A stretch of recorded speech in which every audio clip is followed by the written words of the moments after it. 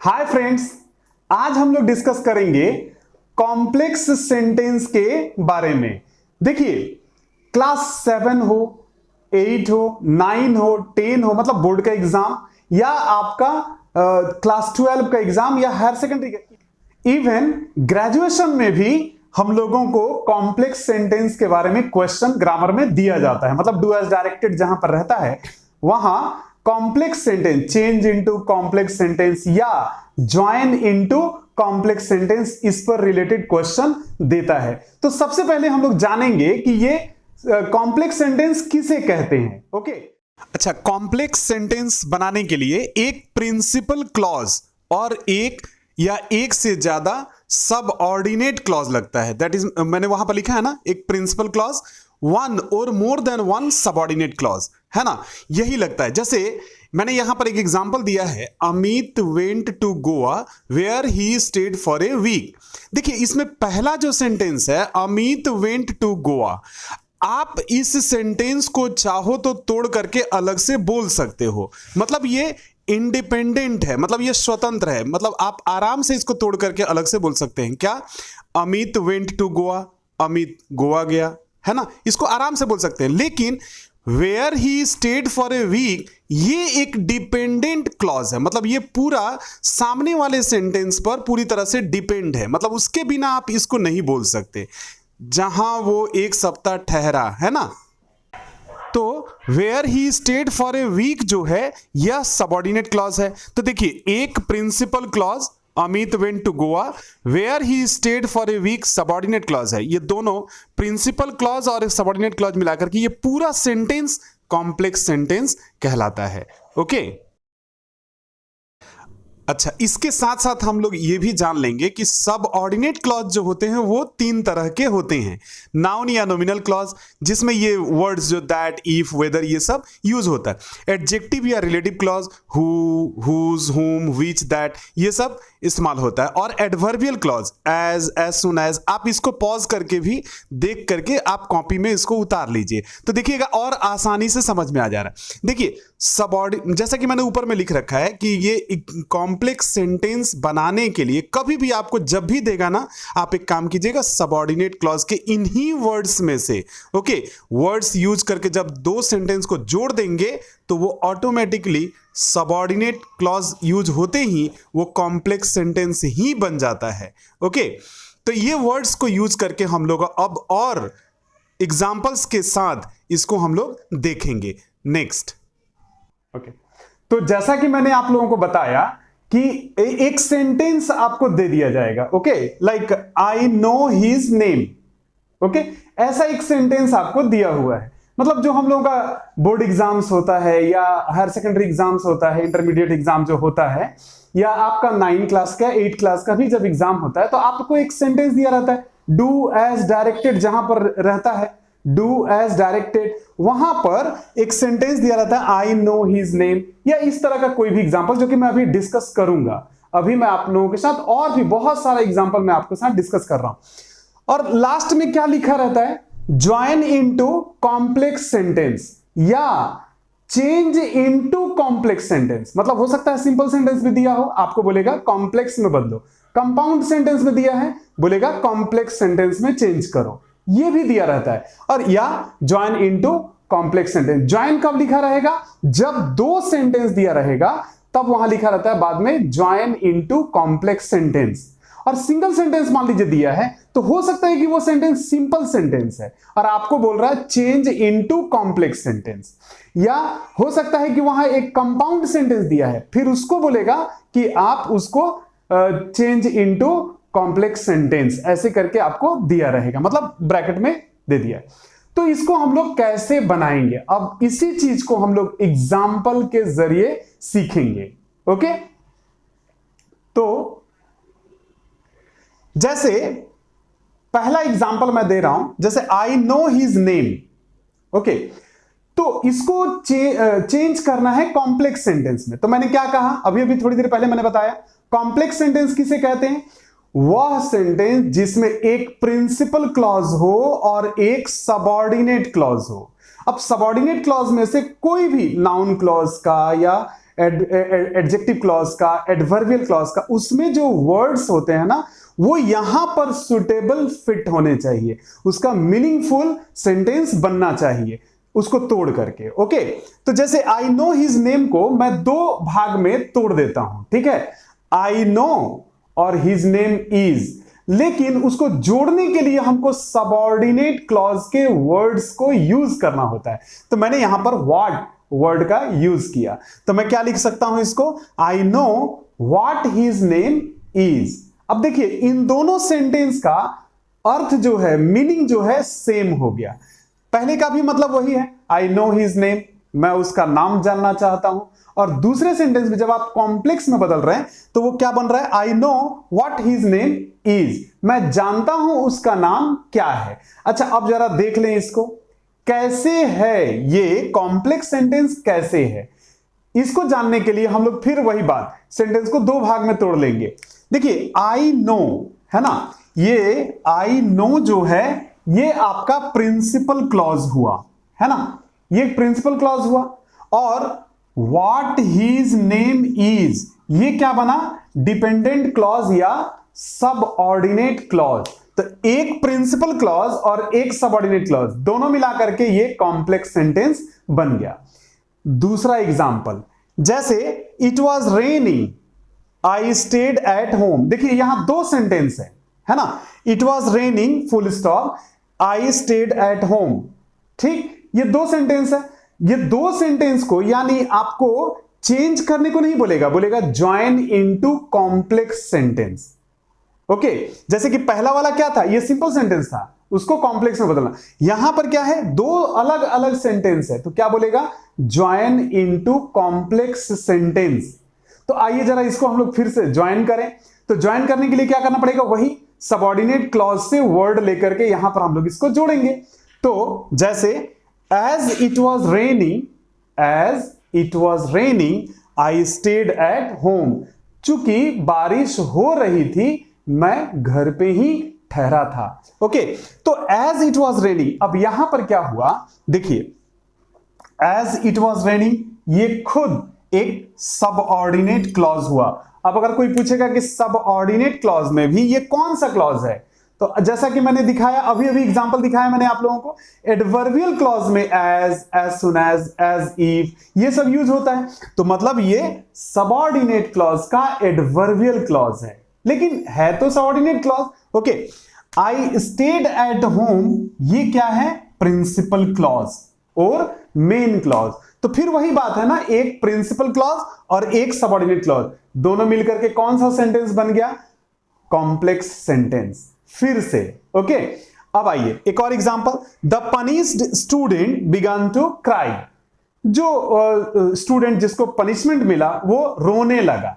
ये एक simple sentence है, ये सिंपल सेंटेंस है क्योंकि एक सब्जेक्ट है द पनिश्ड स्टूडेंट और प्रेडिकेट है बिगन टू क्राई। ये एक सिंपल सेंटेंस है, इसको बोलेगा चेंज इनटू कॉम्प्लेक्स सेंटेंस, मतलब सिंपल में दिया है, बोलेगा कॉम्प्लेक्स सेंटेंस में चेंज करो। तो फिर कैसे चेंज करेंगे, देखिए इसको भी दो हिस्सा में तोड़िए।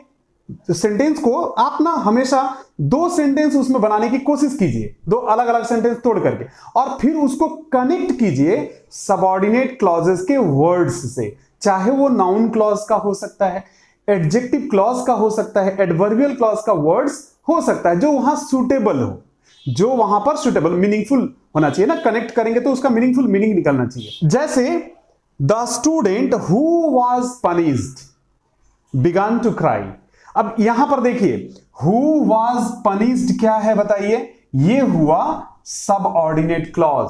और अगर सबऑर्डिनेट क्लॉज में भी अगर आप चेक करेंगे तो अभी अभी जो मैंने वर्ड्स दिखाया आप वहां जाकर के देखिए, सबऑर्डिनेट क्लॉज का ये चूंकि हु लगा हुआ है तो ये एडजेक्टिव या रिलेटिव क्लॉज है। और प्रिंसिपल क्लॉज कैसे हुआ, देखिए प्रिंसिपल क्लॉज में एक सब्जेक्ट होता है, ओके, और एक प्रेडिकेट होता है, तो बिगन टू क्राई, तो the student began to cry ये क्या हुआ, प्रिंसिपल क्लॉज, और ये क्या है, सबऑर्डिनेट क्लॉज। तो ये दोनों मिलाकर के कॉम्प्लेक्स सेंटेंस हुआ। ओके, जैसे देखिए फोर्थ एग्जांपल एकदम सिंपल, देखिए बहुत आसान होता है, आप बस इतना दिमाग में रखिए, एक प्रिंसिपल क्लॉज तैयार करना है और एक सबऑर्डिनेट क्लॉज तैयार करना है। सबऑर्डिनेट क्लॉज कैसे तैयार होगा? Noun clause, adjective clause, adverbial clause में जो वर्ड्स हैं, मतलब इस सेंटेंस को तोड़ेंगे और उस वर्ड का, सुटेबल वर्ड का यूज करके एक मीनिंगफुल सेंटेंस बना देंगे। कॉम्प्लेक्स सेंटेंस ऑटोमेटिकली बन जाता है। ओके, जैसे a soldier very young lies open mouth. एक सिपाही जो कि बहुत यंग है, लेटा हुआ है, मुंह खुला हुआ सा। तो हम लोग क्या करेंगे? देखिए, ए सोल्जर, ओके, ये सब्जेक्ट है। हु इज वेरी यंग, अब ये हु इज वेरी यंग क्या है? यही सबऑर्डिनेट क्लॉज है, राइट। और सबऑर्डिनेट क्लॉज में भी चूंकि हु लगा है, ये कौन सा सबऑर्डिनेट क्लॉज हुआ? एडजेक्टिव या रिलेटिव क्लॉज। और यहां पर सब्जेक्ट कौन है? A soldier. प्रेडिकेट कौन है? Lies open mouth. तो एक प्रिंसिपल क्लॉज और एक सबऑर्डिनेट क्लॉज, ये दोनों मिलकर के कौन सा सेंटेंस बन गया? Complex sentence. Again, okay, the last one, the lady was too old to do this work. देखिए, ये एक सिंपल सेंटेंस है, डबल टू यूज किया गया है, ये एक सिंपल सेंटेंस है। अब देखिए, डबल टू या रिमूव टू को जब हम लोग तोड़ते हैं, ये याद रखिएगा, उसको अगर कॉम्प्लेक्स सेंटेंस में भी बोलेगा बनाने के लिए ना, तो उसका मीनिंग सेम रहता है और बनता भी सेम तरीके से है। क्या यूज होता है? So that. ओके, तो the lady was so old, यहां पर हम लोगों ने लिखा the lady was so old that she could not do this work, कि वो महिला इतनी बूढ़ी थी कि वो तो इस काम को कर नहीं सकती थी। तो इसको हम लोग कैसे समझेंगे? जरा देखिए, the lady was so old, ये क्या हुआ? Principal clause, principal clause. और दैट के बाद that she could not do this work, ये हो गया सबऑर्डिनेट क्लॉज। तो देखिए, एक प्रिंसिपल क्लॉज और एक सबऑर्डिनेट क्लॉज, दोनों मिलाकर के क्या बन गया? फिर से कॉम्प्लेक्स सेंटेंस। समझ में आया? अब हम लोग इसके बाद और एग्जांपल्स देखेंगे। और जैसे few girls can resist flattery, बहुत कम लड़कियां फ्लैटरी नापसंद करती हैं, है ना। तो इसको हम लोग देखिए, ये एक सिंपल सेंटेंस है, क्योंकि फ्यू गर्ल्स क्या है? Subject, can resist helping verb and flattery object. तो ये सिंपल सेंटेंस है। आपको बोलेगा चेंज इनटू कॉम्प्लेक्स सेंटेंस। देखिए, इसको ज्वाइन नहीं लिख सकता है, क्यों? क्योंकि ये दो अलग अलग सेंटेंस नहीं है, ये एक सिंपल सेंटेंस है। इसको बोलेगा चेंज इनटू कॉम्प्लेक्स सेंटेंस। तो फिर कैसे बनाएंगे? देखिए, हम लोग इसको क्या करेंगे? दो हिस्से में तोड़ेंगे। कभी कभी सेंटेंस को हम लोग there are, there is, past में देयर वाज, देयर वेयर, ऐसे करके भी सेंटेंस को तोड़ करके अलग करते हैं। कभी कभी इट इज, इट वाज, ऐसे करके भी हम लोग सेंटेंस को तोड़ करके तब जाकर के सेंटेंस में हम लोग दो सबऑर्डिनेट क्लॉज लगा करके जोड़ देते हैं। एग्जांपल, जैसे देयर आर फ्यू गर्ल्स, मैंने क्या यूज किया? There are few girls who can resist flattery. बहुत कम लड़कियां होती हैं जो फ्लैटरी नापसंद करती हैं। तो यहां पर हम लोग कैसे पहचानेंगे? देखिए, देयर आर फ्यू गर्ल्स, ये क्या है? ये प्रिंसिपल क्लॉज है, ओके, या मेन क्लॉज है, ओके। और हु कैन रेसिस्ट फ्लैटरी, ये क्या हो गया? सबऑर्डिनेट क्लॉज, क्योंकि ये पूरी तरह से सामने वाले सेंटेंस पर डिपेंड है, इसलिए इसको सबऑर्डिनेट क्लॉज कहेंगे। Next, the hermit listened to the tsar but answered nothing. देखिए, हर्मिट किसे कहते हैं? किसी भी साधु, सन्यासी, है ना, जो जंगल में रहा करते हैं, उनको हर्मिट कहा जाता है। और जार, देखिए रशियन लैंग्वेज में जार यानी कि किंग, राजा को बोला जाता है, ओके। तो the hermit listened to the tsar, the hermit listened to the tsar but answered nothing. देखिए, यहां बट लगा हुआ है, बट यानी कि कोऑर्डिनेट कंजंक्शन वर्ड है। देखिए, ये पूरा सेंटेंस अपने आप में एक कंपाउंड सेंटेंस है और इसको बोला है कॉम्प्लेक्स सेंटेंस में चेंज करने के लिए। इसको ज्वाइन करने के लिए नहीं बोलेगा, चेंज इनटू कॉम्प्लेक्स सेंटेंस। और एक बात याद रखिएगा, कभी भी सेंटेंस में अगर बट यूज किया हुआ है, ओके, सेंटेंस में अगर बट लगा हुआ है, तो आप इतना याद रखें, उसके लिए आपको दो, THOUGH, दो वर्ड का इस्तेमाल करना है। और बट को हम लोग क्या कर देते हैं? हटा देते हैं। जैसे the hermit listened to the tsar, हालांकि, यद्यपि। देखिए, दो, ऑल्दो, यद्यपि, तथापि, इसका मतलब और जनरल मीनिंग में हालांकि। तो the hermit listen to the tsar, हालांकि हर्मिट ने जार की बातों को सुना। ही आंसर्ड नथिंग, उन्होंने कुछ जवाब नहीं दिया। अब यहां पर सबऑर्डिनेट क्लॉज कौन है, प्रिंसिपल क्लॉज कौन है? देखिए यहां चूंकि द सामने से लगा हुआ है ना, the hermit listen to the tsar, तो ये क्या है, सबऑर्डिनेट क्लॉज। ओके, और ही आंसर्ड नथिंग, ये हो गया प्रिंसिपल क्लॉज या main clause. Okay, principal clause किसे कहते हैं? वह सेंटेंस जो हम लोग तोड़ करके इंडिपेंडेंटली बोल सकते हो, जो पूरी तरह से स्वतंत्र है, वो किसी पर डिपेंड नहीं होता। ओके, अच्छा next example, I remember my father starting his day at 4 AM। Okay, तो इसको हम लोग कैसे बनाएंगे? आई रिमेंबर इट वॉज, मैंने क्या किया, टाइम के लिए इट वॉज का इस्तेमाल किया। I remember it was at 4 AM, मुझे याद है 4 बजे का समय होता था। When my father started his day, जब वो अपना दिन का शुरुआत करते थे। तो देखिए यहां पर भी I remember it was at 4 AM, ये क्या बना, प्रिंसिपल क्लॉज। ओके, और when my father started his day, ये हो गया सबऑर्डिनेट क्लॉज। अब एक प्रिंसिपल क्लॉज एक सबऑर्डिनेट क्लॉज मिलकर के क्या बन गया, कॉम्प्लेक्स सेंटेंस। इजी, देखिए बहुत आसान है, आपको सिर्फ इतना समझना है कि अगर एक सेंटेंस दिया है हमको 2 हिस्से में तोड़ करके उसमें सबऑर्डिनेट क्लॉज के, नाउन क्लॉज, एडजेक्टिव क्लॉज या एडवर्बियल क्लॉज के जो वहां से सुटेबल वर्ड्स हैं उसको हम लोग क्या करेंगे, दोनों के बीच में रख देंगे और उसको जोड़ने की कोशिश करेंगे। मीनिंगफुल होना चाहिए, मीनिंग जरूर निकलना चाहिए, सही मीनिंग निकलना चाहिए, जैसे तैसे तो जोड़ नहीं सकते, मीनिंग निकलना चाहिए, सही मीनिंग निकलना चाहिए, जैसे तैसे नहीं जोड़ा जा सकता है। ओके, जैसे I do not know you and have nothing to forgive you for. देखिए यहां पर एंड करके ये कंपाउंड सेंटेंस दिया हुआ है, इसको हम लोगों को बोला जा रहा है कॉम्प्लेक्स में चेंज करने के लिए। देखिए इस तरह का सेंटेंस को बोलेगा चेंज इनटू कॉम्प्लेक्स सेंटेंस। इसको ज्वाइन नहीं बोल सकता बिकॉज वो तो जुड़ा हुआ है, आपको चेंज करना है। तो I have nothing to forgive you for, मेरे पास कुछ माफ करने का नहीं है, because I do not know you. तो इसमें प्रिंसिपल क्लॉज कहां पर है, I have nothing to forgive you for, ये हो गया principal clause. Because I do not know you, ये हो गया सबऑर्डिनेट क्लॉज। एक प्रिंसिपल क्लॉज एक सबऑर्डिनेट क्लॉज मिलकर के क्या बना, कॉम्प्लेक्स सेंटेंस। और last, you gave me a book full stop, यहां ध्यान दीजिए, you gave me a book full stop, it is lost today, second sentence. देखिए यहां 2 सेंटेंस है, मतलब इसको चेंज करने को नहीं बोलेगा, इसको बोलेगा ज्वाइन इनटू कॉम्प्लेक्स सेंटेंस। तो हम लोग कैसे जोड़ेंगे, you gave me a book which is lost today. देखिए बुक जो होता है वो क्या है, निर्जीव है, नॉन लिविंग थिंग के लिए हम लोग विच वर्ड का इस्तेमाल करते हैं जोड़ने के लिए। ठीक है, तो you gave me a book which is lost today, यहां पर भी सेम चीज, you gave me a book principal clause और which is lost today subordinate clause. और इस तरह से एक प्रिंसिपल और एक सबऑर्डिनेट क्लॉज मिलाकर के इतना याद रखें, एक कॉम्प्लेक्स सेंटेंस बनता है। आई होप कि आप लोगों ने कॉम्प्लेक्स सेंटेंस को अच्छी तरह से समझा होगा।